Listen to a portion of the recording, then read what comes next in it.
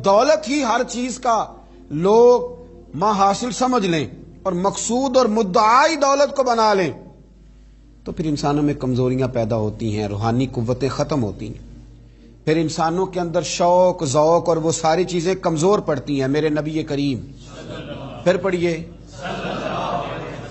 خوش ہو کے پڑھیے، نبی کریم صلی اللہ تعالی علیہ وآلہ وسلم نے نا ہمیں یہ سکھایا ہے، بتلایا ہے کہ قناعت کرو، تھوڑے پر راضی رہنا سیکھو۔ اور حضور علیہ الصلوۃ والسلام نے ارشاد فرمایا، مسند امام احمد بن حنبل میں حدیث موجود ہے، فرمایا اللہ تعالیٰ سے ایسی خواہشات سے پناہ مانگا کرو جو خواہشات تمہیں عیب میں ڈال دیں، اور فرمایا ایسی خواہش سے بھی اللہ کی پناہ مانگو جو خواہش پوری کرو تو وہ خواہش ایک اور خواہش میں ڈال دے۔ اللہ کی پناہ مانگو اس خواہش سے کہ جو پوری کی جائے تو پھر ایک اور خواہش میں تمہیں ڈال دے، اس سے اللہ تعالیٰ کی پناہ مانگو، پناہ مانگو، اللہ تبارک و تعالیٰ کی پناہ مانگو۔ بزرگوں نے لکھا ہے، حضرت محدث ابن جوزی علیہ رحمہ نے، کہ ایک شخص تھا، اس کے گھر میں ایک ناگن رہتی تھی۔ ناگن، وہ ناگن سونے کا انڈا دیتی تھی۔ بزرگ جب حکایات بیان کرتے تو سمجھانے کے لیے بیان کرتے، سونے کا انڈا دیتی تھی۔ اس ناگن نے اس طرح کیا کہ ایک دن اس کے گھوڑے کو ڈس لیا، گھوڑا مر گیا۔ گھر والوں نے شکایت کری کہ اس کو مار دینا چاہیے، گھوڑا آج اس کے ڈسنے سے مر گیا، یہ ناگن ہے، سونے کا انڈا تو دے گی لیکن ڈسے گی بھی ضرور، یہ ناگن ہے، انڈا سونے کا دے گی پر ڈسنا اس کی فطرت ہے، یہ ڈسے گی بھی۔ اس نے کہا بھی کوئی بات نہیں، سونے کے انڈے سے کئی گھوڑے آ جاتے ہیں، مر گیا تو کیا ہوا۔ کچھ دنوں کے بعد اس ناگن نے کتے کو ڈسا، کتا بھی مر گیا۔ گھر والوں نے شور مچایا کہ یہ ناگن ہے تو اسے دودھ پلاتا ہے، یہ سونے کا انڈا تو دے گی پر ڈسے گی بھی، اس لیے کہ ڈسنا اس کی فطرت ہے، اس کی طبیعت ہے۔ اس نے کہا کوئی بات نہیں، سونے کے انڈے سے کئی کتے خریدے جا سکتے ہیں۔ کچھ دنوں کے بعد اس نے پڑوسیوں کے کچھ جانوروں کو بھی ڈسا، لیکن جب انسان کی آنکھوں کے سامنے سونے کے انڈے کی اینک لگی ہوتی ہے نا، پھر کتنے لوگ ڈسے جا رہے ہیں اس کی پرواہ نہیں ہوتی۔ جب سونے کے انڈوں کی اینک لگ جاتی ہے پھر کتنے غریبوں کی کٹیا جلتی ہے پر اس کی پرواہ نہیں ہوتی۔ جب سونے کے انڈوں کی اینک لگ جاتی ہے پھر کتنے رشتے ٹوٹتے ہیں، لوگ پرواہ نہیں کرتے۔ سونے کے انڈے کی اینک لگی ہوئی تھی۔ پھر ایک وقت ایسا بھی آیا کہ اس شخص کا ایک ہی جوان بیٹا تھا، ایک ہی بیٹا، جس کی طرف دیکھ دیکھ کے ماں باپ جیتے تھے، جو ان کی آرزوؤں کی امیدوں کا مسکن تھا، جو ان کی آنکھوں کی ٹھنڈک تھا، روشنی تھا۔ اس ناگن نے پھر اس بچے کو ڈسا، اور جب اس بچے کا جنازہ اٹھا تو پھر اس نے ہاتھ میں ڈنڈا پکڑا، اور ڈنڈا پکڑ کے جب وہ مارنے لگا نا ناگن کو، تو اس کی بیوی کہنے لگی اسے نہ مار، اپنے اندر کے لالچ کو ڈنڈا مار، اپنے اندر کی اس ہرس کو، اس ہوس کو، اس طمع کو، جس نے آج میرے بیٹے کی جان لے لی، جس نے ایک ماں کی گود اجاڑ ڈالی، جس نے اس گھر کی ساری خوشیوں کو تباہ کر دیا، اس لالچ پہ ڈنڈے برسا، جس نے تباہ کر کے رکھ دیا ہر چیز کو، جس نے کچھ بھی آج باقی نہیں چھوڑا، بے قدراں کچھ قدر نہ جاتی، کیتی خوب تسلی ہو، اے دنیا دار پجاری زر دے، کتیاں دے گل ٹلی ہو۔ میرے نبی کریم علیہ السلام نے فرمایا دنیا کا مال مردار ہے اور طلب کرنے والے کتے، مردار مال کو طلب کر رہے ہیں۔ بیٹے کا جنازہ اٹھ گیا، اب کیا فائدہ ہوا؟ آج روحوں کے جنازے اٹھ رہے ہیں، آج دلوں کے جنازے اٹھ رہے ہیں، آج تن کے اجلے لوگوں کے من کے اندر کچھ بھی موجود نہیں، مردہ روحیں، مردہ دل، مردہ خیالات، ہر چیز مائنس کر کے جو چیز پیچھے بچی ہے وہ صرف دولت ہے، ہر چیز مائنس کر کے ہمارے پاس جو پیچھے بچی ہیں وہ جائیدادیں ہیں، ہر چیز مائنس کر کے جو ہم نے بچایا ہے وہ دنیا کا مال ہے، باقی ہر چیز تباہ ہو گئی۔ بھائی کے ساتھ جھگڑا چل گیا ہے، چونکہ ایک 4 مرلے کے پلاٹ کا معاملہ تھا، والد کے ساتھ تنازع چل گیا ہے چونکہ اس نے ہمیں حصہ کم دیا تھا، اماں کے ساتھ جھگڑا ہے کیونکہ وہ بڑے بھائی کی جائیداد زیادہ دینے کے حق میں ہے، ہمارا اپنے دوستوں یاروں کے ساتھ جو رشتہ ہے وہ لالچ کا ہے۔ ہم نے ہر جگہ हिर्स का बाजार गर्म किया है। तमा, लालच, ये सारी चीजें इस तेजी के साथ लोगों ने ओढ़ी हैं कि हर तरफ दौलत का बाजार गर्म है।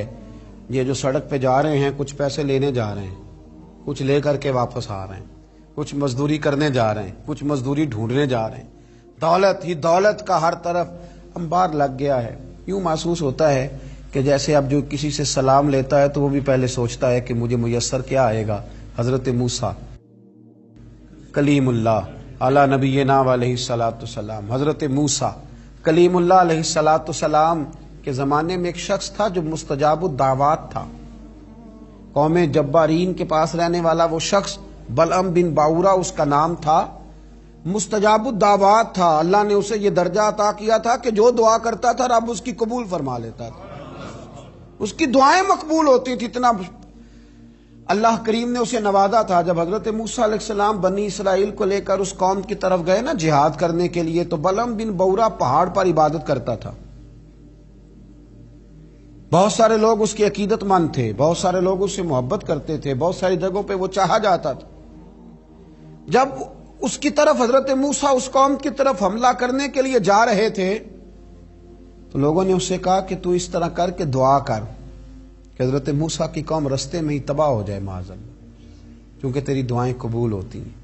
तो ये दुआ कर कि रस्ते में ही वो सब लोग खत्म हो जाए। उसने कहा क्या बेवकूफ़ी करते हो, अल्लाह के नबी के बारे में दुआ कर दूं, पैगंबर खुदा के बारे में, हजरत मूसा कलीम के बारे में क्या बेवकूफ़ी करते हो। लोगों ने मजबूर किया, उसे मजबूर किया, लेकिन उसने कहा नहीं मैं नहीं ये काम करता। लोगों ने दलाइल दिए, बिल आखिर कुछ लोगों ने कहा कि आप इस्तिखारा कर लें,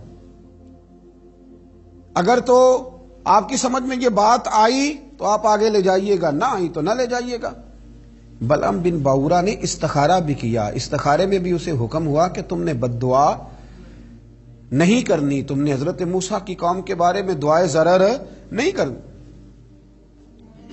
अब जब उसने साफ सुथरा इनकार किया ना कि भाई मैं दुआ नहीं करूंगा अल्लाह के पैगंबर के बारे में, ना उनकी कौम के बारे में, तो लोगों ने वही हरबा इस्तेमाल किया जो लोग इस्तेमाल करते हैं। ढेरों तोहफे लेके आ गए, दौलत लेके आ गए। अल्लाह तबारक व तआला जब दीन के नाम पे लोगों को इज्जत देता है तो फिर लोग उसको इस्तेमाल करके दुनिया इकट्ठी करनी शुरू कर देते, फिर लोग अपना बड़ा नुकसान करते हैं, फिर अपनी रूहानियत का, अपनी तासीर का लोग बड़ा नुकसान करते हैं। फिर लफ्जों के हेर फेर से दौलत कमाना चाहते हैं, लेकिन याद रखें लफ्ज तासीर से बनते हैं, तलफ्फुज से नहीं। लफ्ज तासीर से बनते हैं, तलफ्फुज से नहीं। अहले दिल आज भी हैं अहले जुबान से आगे, अहले दिल आज भी हैं अहले जुबान से आगे। फिर लोग सौदे करने लगते हैं अपने अल्फाज के, हुरूफ के। बहुत सारे जब तहाइफ मिले, कायल किए तो आमादा हो गया, दौलत जो सामने आई लालच कर गया। इसको कुरान हकीम ने बयान किया है। इस वाक़े की तरफ कुरान पाक ने इशारा फरमाया। बलअम बिन बाऊरा ने हाथ उठाए और दुआ के लिए जब निकला तो जिस घोड़े पे सवार था, जिस गधे पे सवार था, जब ये जा रहा था ना पहाड़ पे चढ़ के मैं बद्दुआ करूंगा हजरत मूसा की कौम के लिए, जब जा रहा था तो घोड़ा वापस बार बार मुंह फेरता था, वापिस इसको कहता था ना जा, वापिस आ जा। ये उसको मारता था, पहाड़ की जान में ले जाता था। अल्लाह अकबर। ये बार बार मारने लगा तो घोड़े ने, इसकी सवारी के जानवर ने दुआ शुरू कर दी। घोड़ा था या गधा था, उसने दुआ की या अल्लाह मुझे जुबान दे, मैं इस लालची को कुछ समझा दूं, मुझे जुबान अता कर, मैं ही इसे कुछ समझा दूं। अल्लाह ने जुबान दी तो गधा कहने लगा आगे ना जा, तू मुझे आगे भेजता और अल्लाह के फरिश्ते मुझे वापस भेजते हैं। लेकिन लालच था ना ताइफ का, दौलत का। जब चढ़ा पहाड़ पे और हजरत मूसा के लिए हाथ उठा के कौम के लिए बद्दुआ करने लगा तो लफ्ज हजरत मूसा की कौम के लिए अदा करता था, निकलते अपने लिए थे और उन लोगों के लिए थे जिन्होंने दुआ के लिए कहा था। वो लफ्ज पलट के इसी पर आए, इतना इसका बुरा हाल हुआ कि जुबान लटक गई और फिर अल्लाह के शदीद अजाब में मुब्तला हुआ। ये लालच आजाब को आवाज देता है, आजाब को आवाज देता है, और इंसान की कनात इंसान को इज्जत वाला कर देती है। दुआ है अल्लाह ताला की बारगाह में अल्लाह ताला हमें लालच से बचाए और कनात की दौलत अता फरमाए। आखिर दावाना अल्हम्दुलिल्लाह रब्बिल आलमीन। नाज़रीन, अगर आप ऐसी ही मज़ीद वीडियोस देखना चाहते हैं तो हमारा ARYQ TV का चैनल सब्सक्राइब कीजिए और बेल आइकॉन का बटन दबाना न भूलें।